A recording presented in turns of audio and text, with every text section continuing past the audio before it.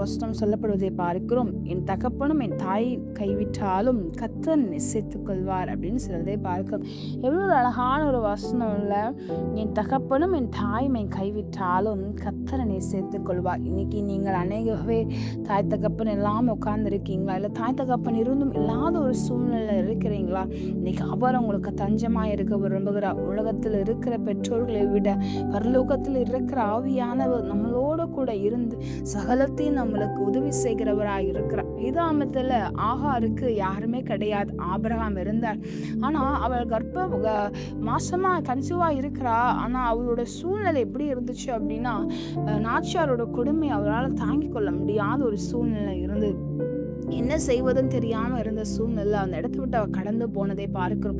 அந்த இடத்தை விட்டு ஓடி போவதை நான் பார்க்கிறோம். அப்பொழுது கர்த்தருடைய தூதனானவன் கடந்து வந்து, நீ நாச்சியாருக்கு அண்டையில் என்ன பண்ண, அடங்கி இரு அப்படின்னு சொல்லி அவங்க சொல்லி, உன் வயிற்றில் இருக்க பிள்ளைகளை நான் என்ன பண்ணுவேன், அது ஒரு சந்ததியாய் உண்டு பண்ணுவேன், ஜாதி உருவாக்குவேன்னு சொல்லி இஸ்மவேலுன்னு பேருவேன்னு சொல்லி அவங்க வாக்குத்தத்தத்தை கொடுத்ததை நான் பார்க்கிறோம்.